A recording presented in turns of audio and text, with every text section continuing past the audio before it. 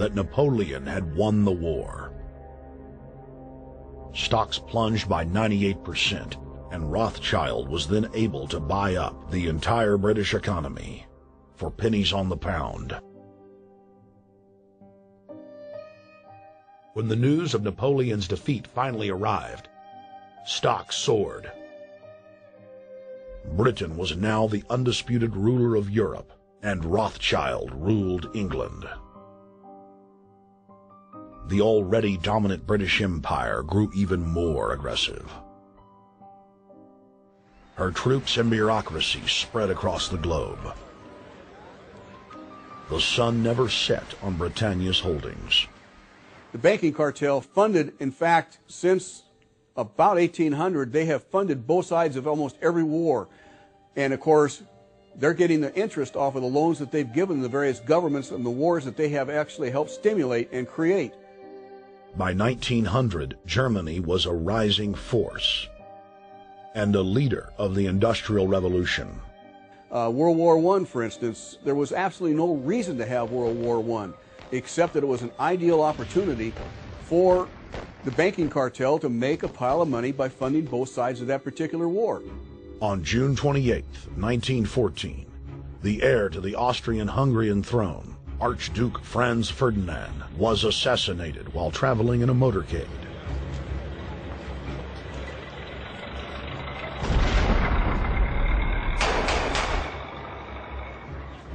The Black Hand, a Serbian secret society with connections to French and British intelligence, took credit.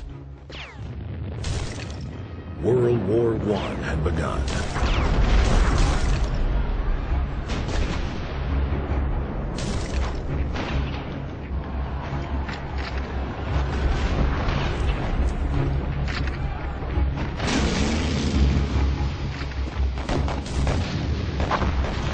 Armaments companies financed by Rothschild-controlled banks in Germany, France, England, and Austria bankrolled all the factions.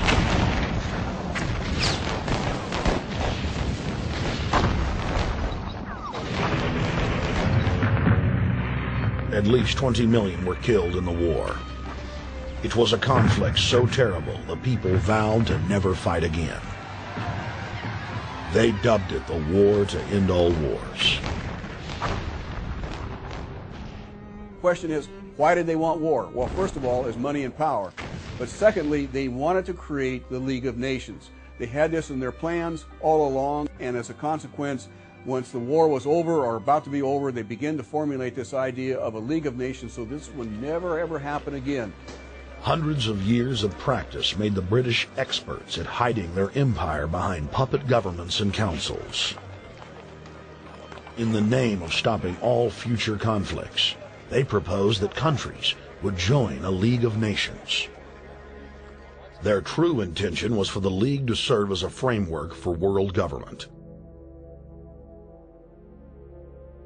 President Woodrow Wilson, who had spearheaded the establishment of the private Federal Reserve System in the United States in 1913, strongly supported the establishment of the League of Nations. Woodrow Wilson was a very naive president. He was basically a college professor that was grafted into this whole system. The League convened in Paris in 1919, but many nations recognized it as a threat to their sovereignty and refused to join. Frustrated by the U.S. Congress blocking the League of Nations, British intelligence, with the help of the Rockefeller family, set up the Council on Foreign Relations in New York City in 1921. The Council recruited the best and brightest of American life to support the growth of the Anglo-American Empire.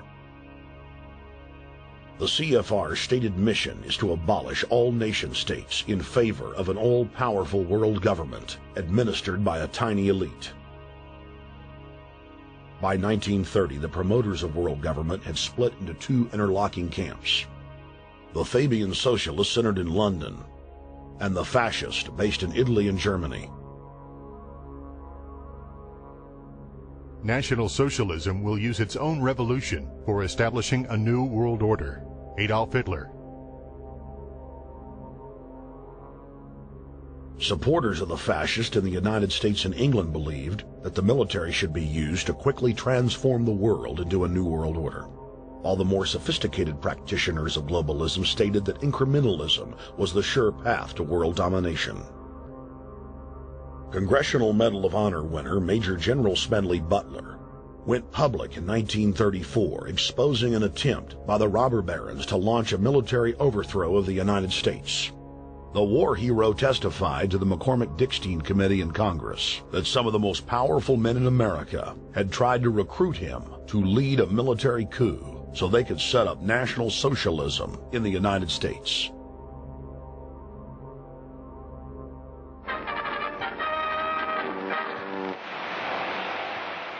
I appeared before the Congressional Committee, the highest representation of the American people, under subpoena to tell what I knew of activities which I believe might lead to an attempt to set up a fascist dictatorship.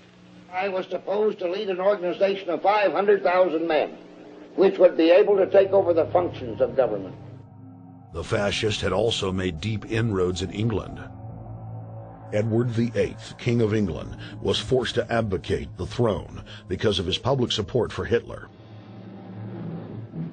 Was es sich dabei nicht nur das negative Problem der Bekämpfung dieser Lehre und ihrer Organisation handelt, sondern die Durchführung der positiven Aufgabe der Gewinnung des deutschen Arbeiters für den Nationalstaat.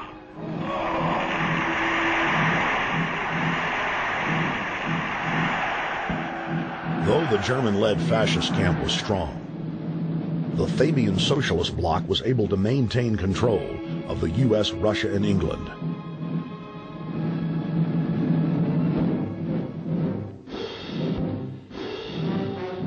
In the build-up to World War II, and during the conflict, the bankers again financed both sides, just as they had done with Napoleon.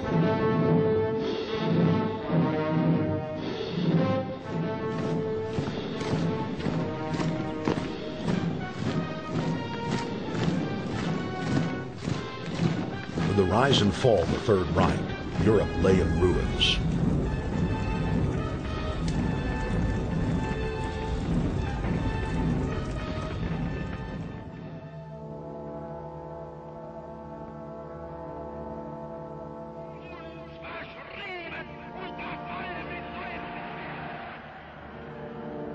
Once again, the elite claimed that only global governance could save humanity from certain destruction. And this time, the elite would succeed in setting up their world body.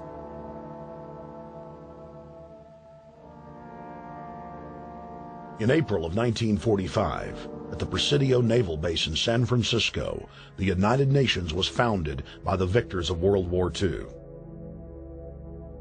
The United Nations complex was then built in New York City on land donated by John D. Rockefeller.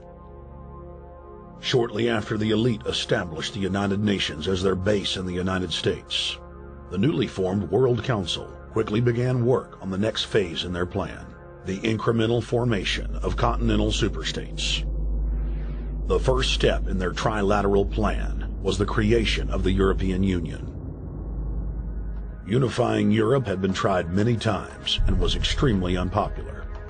Where Napoleon and Hitler had failed to accomplish their goals using force, the globalists would succeed using stealth.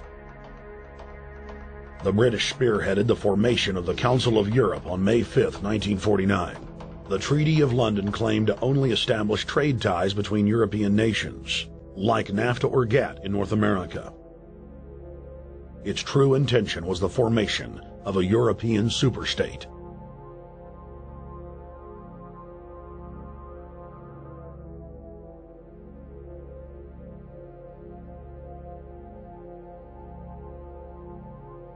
In 1954, the elite of the planet met in secret at the Bilderberg Hotel in Oosterbeek, Holland. The Bilderberg Group would later admit that their mission was the formation of the EU. Once the EU was established, under the guise of trade deals, a North American Union and Asian Union would be formed.